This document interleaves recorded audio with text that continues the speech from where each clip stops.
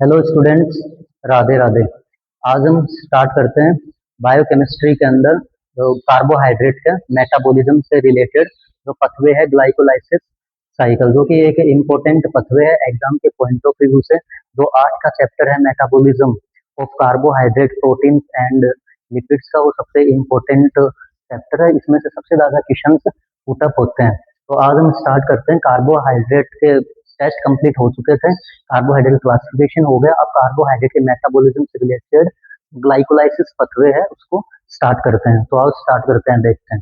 Glycolysis word को catch up करना है। ग्लाइको का मीन्स है ग्लूकोज, लाइसिस मीन्स होता है ब्रेक डाउन, ग्लूकोज का ब्रेक डाउन होना। ग्लाइकोलाइसिस एक प्रोसेस है जिसके अंदर ग्लूकोज का ब्रेक डाउन होता है, और ग्लूकोज का ब्रेक डाउन होने के बाद एनर्जी का फॉर्मेशन होगा। और एनर्जी का फॉर्मेशन किस फॉर्म में होगा? एटीपी की फॉर्म में फॉर्मेशन होगा। एटीपी का मतलब होता है एडिनोसिन ट्राइफॉस्फेट। फिर वो एटीपी ब्लड के साथ सर्कुलेट होके एनर्जी एटीपी की फॉर्म में एवरी टिश्यू और ऑर्गन तक जाएगी, और फिर एवरी टिश्यू और ऑर्गन उनके जो भी फंक्शन है वो प्रॉपर कर सकेंगे। ओके, तो स्टार्ट करते हैं ग्लाइकोलाइसिस साइकिल, देखते हैं स्टेप वाइज स्टेप। सबसे first of all glucose. Glucose क्या है? एक इम्पोर्टेंट जो शुगर है, कार्बोहाइड्रेट माने जाते हैं। इम्पोर्टेंट कार्बोहाइड्रेट ग्लूकोज को मान के चलते हैं। ये वाला क्वेश्चन लास्ट ईयर एग्जाम में 1 नंबर का पुटअप भी हुआ था कि इम्पोर्टेंट कार्बोहाइड्रेट का एग्जाम्पल लिखो। तो इम्पोर्टेंट कार्बोहाइड्रेट का एग्जाम्पल होता है ग्लूकोज। तो ग्लाइकोलाइसिस में हमने पढ़ा है कि ग्लूकोज का ब्रेकडाउन होगा। अब ब्रेकडाउन कैसे कैसे होगा? कुछ एंजाइम्स भी रिस्पॉन्सिबल होंगे, और कुछ विटामिन है उनके वो एंजाइम्स भी रिस्पॉन्सिबल होंगे इसके अंदर। ठीक है, स्टार्ट करते हैं। ग्लूकोज, ग्लूकोज से क्या बनेगा? ग्लूकोज 6 फॉस्फेट बनेगा। ग्लूकोज 6 फॉस्फेट से फिर फ्रक्टोज 6 फॉस्फेट बनेगा। फ्रक्टोज 6 फॉस्फेट से फिर फ्रक्टोज 1,6 बिसफॉस्फेट बनेगा। स्टॉप। एक बार आप यही रुक, यहाँ तक आपको सिर्फ और सिर्फ ऐसे याद करना है। मैं आपको ट्रिक के साथ बताऊंगा जो इजी वे में पूरा साइकिल याद हो जाएगा। सबसे पहले आपको इतना याद रखना है कि ग्लूकोज से ग्लूकोज के 6 मॉलिक्यूल बनेंगे। ग्लूकोज 6 फॉस्फेट बनेगा। फिर ग्लूकोज से ग्लूकोज का 6 फॉस्फेट बन गया। फिर उसके बाद ग्लूकोज के बाद फ्रक्टोज के 6 फॉस्फेट बनेंगे।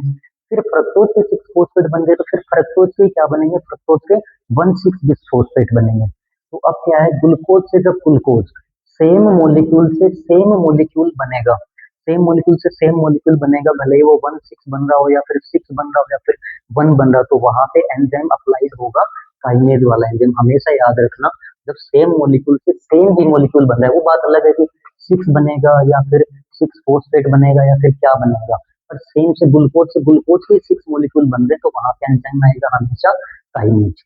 अब अलग बन रहा होगा तो वहां पे एंजाइम कौन सा आएगा? आइसोमेरेज एंजाइम आएगा। अलग बनेगा तो वहां पे क्या आएगा? आइसोमेरेज। यहाँ पे देखो, ग्लूकोज से जब ग्लूकोज 6 फॉस्फेट, ग्लूकोज से ग्लूकोज ही बन रहा है, 6 बन रहे हैं या फॉस्फेट बन रहे हैं वो अलग बात है। तो एंजाइम कौन सा आएगा? हेक्सोकाइनेज। आप यहाँ पे ग्लूकोकाइनेज भी बोल सकते हो। उसके अलावा दूसरी प्रोसेस देखो। अब देखो यहाँ पे एटीपी कन्वर्ट होगा एडीपी में, एडिनोसिन डाइफॉस्फेट में। दूसरा ग्लूकोज 6 फॉस्फेट से फ्रक्टोज 6 फॉस्फेट। अब ग्लूकोज से क्या बन रहा है? फ्रक्टोज। वहां पे ग्लूकोज से ग्लूकोज था तो काइनेज सेम आएगा, वहां पे काइनेज अदर आएगा, वहां पे आइसोमेरेज एंजाइम अप्लाई होगा। तो ग्लूकोज से फ्रक्टोज अब दूसरा बन रहा है। तो दूसरा बन रहा है किससे बन रहा है? ग्लूकोज से। तो जो जिससे बन रहा है पहले तो वो लिखेंगे ग्लूकोज। बन रहा है क्या है? फॉस्फेट, तो फॉस्फेट। अब दूसरा बन रहा है तो क्या लिख देंगे? आइसोमेरेज। तो ग्लूकोज से ग्लूकोज 6 फॉस्फेट से फ्रक्टोज 6 फॉस्फेट बनेगा। एटीपी वापस से एडीपी में कन्वर्ट होगी। ठीक है, अब देखो फ्रक्टोज 6 फॉस्फेट से फ्रक्टोज 1,6 बिसफॉस्फेट, वापस से अब सेम से सेम बन रहा है कि फ्रक्टोज से फ्रक्टोज ही बन रहा है, तो वापस से कौन सा आएगा? काइनेज। पर क्या बन रहा है? फॉस्फेट है तो फॉस्फो लिख देंगे, फ्रक्टोज बन रहा है तो फ्रक्टोज लिख देंगे, और सेम वही बन रहा है तो काइनेज लिख देंगे। यहाँ तक एक बार आप याद करो कि ग्लूकोज से ग्लूकोज 6 फॉस्फेट बन रहा है तो काइनेज एंजाइम आएगा। ग्लूकोज 6 फॉस्फेट से फिर फ्रक्टोज 6 फॉस्फेट बनेगा। फ्रक्टोज 6 फॉस्फेट से फिर फ्रक्टोज 1,6 बिसफॉस्फेट बनेगा। ऐसे याद करना है कि एक बार ग्लूकोज ग्लूकोज से ग्लूकोज वाला ही, फिर ग्लूकोज से फ्रक्टोज, फिर फ्रक्टोज से फ्रक्टोज वाला ही। ठीक है, यहाँ तक हो गया। उसके बाद देखो फ्रक्टोज 1,6 बिसफॉस्फेट से क्या बनेगा? Dihydro acetone phosphate. जहां पर ग्लूकोज और फ्रक्टोज का कंटेंट है वो स्टॉप हो गया है, वहीं से क्या है? काइनेज और आइसोमेरेज का वर्क एक बार स्टॉप हो जाएगा। वहां पे एंजाइम कौन सा आएगा? एल्डोलेज आएगा। और ये क्या है? इस साइकिल की रेट लिमिटिंग स्टेप है। रेट लिमिटिंग स्टेप का मतलब होता है कि इस स्टेप के बिना आगे ये साइकिल नहीं बढ़ पाएगा। आगे की स्टेप कंप्लीट नहीं हो पाएंगे। उसके बाद में एल्डोलेज, एल्डोलेज से क्या बनेगा, डाईहाइड्रो एसीटोन फोस्फेट। ये वाला क्वेश्चन एग्जाम में भी पुटअप हुआ है कि फ्रक्टोज 1,6 फोस्फेट से डाईहाइड्रो एसीटोन फोस्फेट बनने के लिए कौन सा एंजाइम रिस्पॉन्सिबल होगा, एल्डोलेज एंजाइम रिस्पॉन्सिबल होगा। हम एक एक नंबर के क्वेश्चन भी साथ साथ क्लियर करते रहेंगे। दूसरा क्वेश्चन, ग्लूकोज से जब ग्लूकोज के मॉलिक्यूल बनेंगे तो है काइनेज वाले एंजाइम, दूसरा मॉलिक्यूल बनेगा तो आइसोमरेज, ठीक है। अब उसके बाद में डाईहाइड्रोक्सी डाईहाइड्रो एसीटोन फोस्फेट से क्या बनेगा, ग्लिसरेल्डिहाइड 3 फोस्फेट। तो ग्लिसरेल्डिहाइड 3 फोस्फेट कितने बन रहे हैं, 3, रखना नहीं है, 3 बन रहे हैं। तो किसके 3 बन रहे हैं, ग्लिसरेल्डिहाइड के, और क्या है साथ में फोस्फेट है, तो क्या लिखोगे, ये 3 बन रहे हैं तो ट्रायोज, फोस्फेट बन रहा है तो फोस्फेट। अब ये बताओ डाईहाइड्रो एसीटोन से डाईहाइड्रो का ही कुछ मॉलिक्यूल बन रहा है क्या, नहीं बन रहा, नया मॉलिक्यूल बन रहा है, इट मीन आइसोमेरेज आएगा। तो ट्रायोज फोस्फेट आइसोमेरेज से ग्लिसरेल्डिहाइड 3 फोस्फेट बनेगा। फिर ग्लिसरेल्डिहाइड 3 फोस्फेट से क्या बनेगा, 1,6 बिस फोस्फोग्लिसरेट, 1,6 बिस फोस्फोग्लिसरेट। अब यहाँ पे क्या हो रहा है, ग्लिसरेल्डिहाइड फोस्फेट डिहाइड्रोजिनेज, डिहाइड्रोजिनेज का मतलब क्या है कि वाटर के मॉलिक्यूल है वो रिमूव हो रहे हैं। और यहाँ पे किसका रोल होगा, जो विटामिन B3 है, निएसिन है, उसके जो को एंजाइम है उनका रोल होगा। उसके बाद में 1,6 बिस फोस्फोग्लिसरेट से क्या बनेगा, 3 फोस्फोग्लिसरेट बनेगा। तो सेम से सेम बन रहा है तो वापस क्या आएगा, फोस्फोग्लिसरेट काइनेज आएगा। फिर 3 फोस्फोग्लिसरेट से क्या बनेगा, 2 फोस्फोग्लिसरेट। अब ये एक पॉइंट और याद रखना है, जब 3 से 2 बन रहा है, कम या ज्यादा की बात हो रही है, तो वहां पे एंजाइम हमेशा क्या आएगा, म्यूटेज एंजाइम आएगा। जहां पर सेम से सेम मॉलिक्यूल बनेगा वहां पे काइनेज आएगा, सेम से कोई दूसरा मॉलिक्यूल बनेगा वहां पे आइसोमेरेज आएगा। कम या ज्यादा की बात हो रही हो, कम हो रहा हो या ज्यादा हो रहा है, तो वहां पे क्या आएगा, म्यूटेज आएगा। अब यहाँ पे देखो 3 से 2 बन रहा है तो फोस्फोग्लिसरेट बन क्या रहा है, फोस्फोग्लिसरेट, तो फोस्फोग्लिसरेट ही बन रहा है, तो क्या आएगा, फोस्फोग्लिसरेट म्यूटेज। अब 2 फोस्फोग्लिसरेट से क्या बन रहा है, फोस्फोइनोल पाइरुवेट बन रहा है। तो फोस्फोइनोल पाइरुवेट बन रहा है तो कौन सा एंजाइम आएगा, इनोलेज, और यहाँ पे वाटर का मॉलिक्यूल रिमूव हो जाएगा। अब फोस्फोइनोल पाइरुवेट से पाइरुवेट काइनेज, ये देखो पाइरुवेट से वापस पाइरुवेट ही बन रहा है तो वापस एक काइनेज एंजाइम आ गया, तो पाइरुवेट काइनेज आएगा। और एडीपी से क्या बनेगा, एटीपी बनेगा। ओके, एक बार आप स्टार्टिंग से रिपीट करो, ग्लूकोज से क्या बनेगा, ग्लूकोज 6 फोस्फेट। याद कैसे करना है, पहले ग्लूकोज की 2 लाइनें आएंगी, ग्लूकोज से ग्लूकोज 6 फोस्फेट, सेम से सेम मॉलिक्यूल काइनेज, ग्लूकोज का कंटेंट का तक खत्म हो गया। फिर ग्लूकोज 6 फोस्फेट से ग्लूकोज के 6 थे तो अब फ्रक्टोज के 6 बनेंगे, तो फ्रक्टोज दूसरा आ गया तो आइसोमेरेज। फिर फ्रक्टोज से वापस फ्रक्टोज का, एक बार ग्लूकोज का रिपीट, एक बार फिर फ्रक्टोज का रिपीट, ठीक है। फिर फ्रक्टोज के बाद में ये याद रखना है कि जहाँ पे फ्रक्टोज का कंटेंट कंप्लीट होगा वहां पे डाईहाइड्रोएसीटोन आएगा तो वहां पे एल्डोलेज आएगा, ठीक है।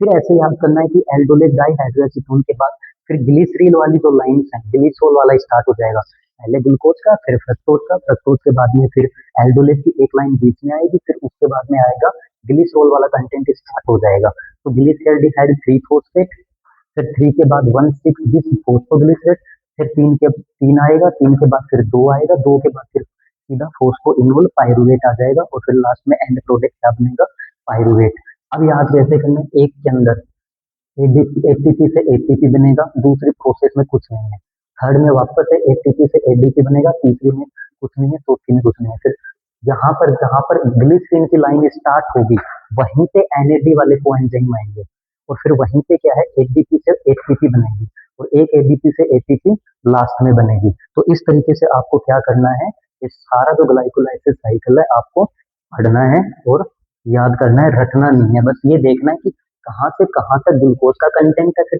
कहाँ से कहाँ तक 2 लाइनें हैं वो फ्रक्टोज का कंटेंट है। फ्रक्टोज का कंप्लीट होने के बाद लाइन स्टार्ट हो जाएगी, एक लाइन आती है डाईहाइड्रो वाली, फिर डाईहाइड्रो के बाद ग्लिसरीन वाली लाइनें स्टार्ट हो जाएंगी। एक बार ग्लिसरॉल्डिहाइड 3 फोस्फेट, फिर एक बार 1,6 आ जाएगा, फिर 3 से 2 और ये। और क्या याद रखना है कि सेम सेम मॉलिक्यूल में काइनेज, अलग मॉलिक्यूल बनेंगे तो आइसोमेरेज, और कम या ज्यादा की बात होगी तो म्यूटेज एंजाइम क्या होगा, रिस्पॉन्सिबल होगा वहां पे, ठीक है।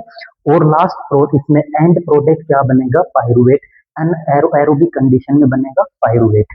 और अगर एनएरोबिक कंडीशन में कि ये पूरी रिएक्शन अगर ऑक्सीजन की प्रेजेंस में होगी तो लास्ट प्रोडक्ट पाइरुवेट बनेगा, और ऑक्सीजन की एब्सेंस में होगी तो लास्ट प्रोडक्ट क्या बनेगा, लैक्टेट बनेगा।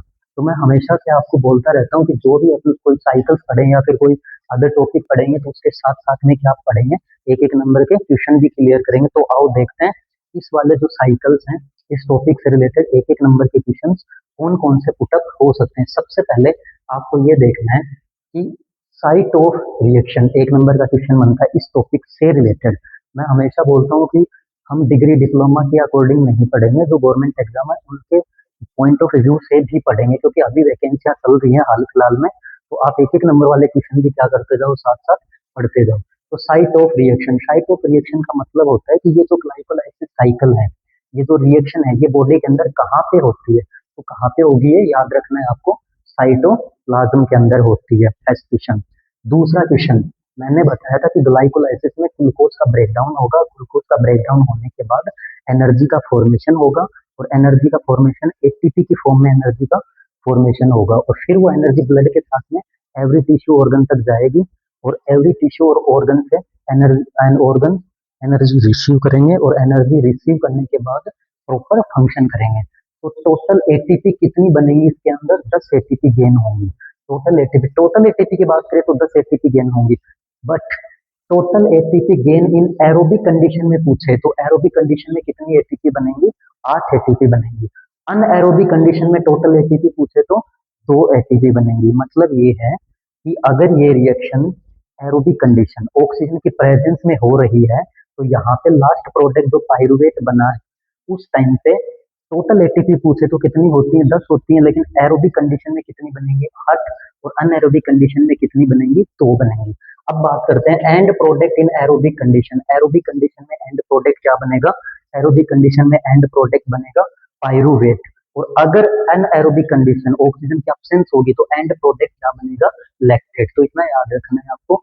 ग्लाइकोलाइसिस रिएक्शन साइटोप्लाज्म में होती है, टोटल एटीपी 10 गेन होंगी, एरोबिक कंडीशन में 8 होंगी, जिसमें से अनएरोबिक कंडीशन में 2 होंगी, एरोबिक कंडीशन में लास्ट प्रोडक्ट पाइरुवेट बनेगा, अनएरोबिक कंडीशन के अंदर लास्ट प्रोडक्ट लैक्टेट बनेगा।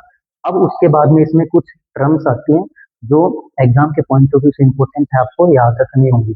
फर्स्ट टर्म है ग्लाइकोलाइसिस। ग्लाइको का मतलब ग्लूकोज, लाइसिस मीन्स होगा breakdown, breakdown of glucose is known as glycolysis. दूसरी प्रोसेस आती है ग्लाइकोजेनेसिस। जेनेसिस मतलब फॉर्मेशन, ग्लाइकोजन, ग्लाइकोजन का फॉर्मेशन होना, formation of glycogen from glucose, glucose से ग्लाइकोजन बनने की प्रोसेस को क्या बोलेंगे, ग्लाइकोजेनेसिस। ग्लाइकोलाइसिस सीधा सा है ग्लूकोज का ब्रेकडाउन, ग्लाइकोजेनेसिस ग्लूकोज से ग्लाइकोजन बनना, ग्लाइकोजिनोलाइसिस ग्लाइकोजन से वापस ग्लूकोज बनना, breakdown of glycogen into glucose, glucose में। ग्लाइकोजिनोलाइसिस ये इंपॉर्टेंट है। ग्लाइको नियोजिनेसिस, नियोजिनेसिस का मतलब क्या है, ग्लूकोज का और ग्लाइकोजन का फॉर्मेशन नॉन कार्बोहाइड्रेट सोर्स से होना। Formation of glucose and glycogen from non carbohydrate sources, जैसे कि ग्लूकोज का या ग्लाइकोजन का फॉर्मेशन प्रोटीन से हो रहा है, एमिनो एसिड से हो रहा है, उनसे हो रहा है, process is known as glyco नियोजेनेसिस।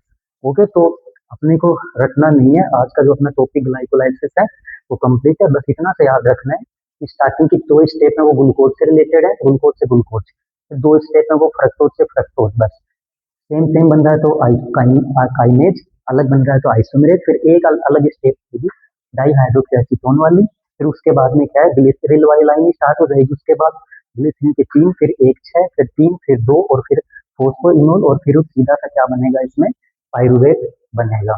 ठीक है, तो अगर कोई प्रॉब्लम हो, आप अभी भी कोई कंफ्यूजन हो तो आप कमेंट कर सकते हो। ठीक है, अगर आपको क्लास अच्छी लगी हो तो एनपी फार्मा एकेडमी को सब्सक्राइब करें और बेल आइकन को दबाना ना भूलें। Thank you.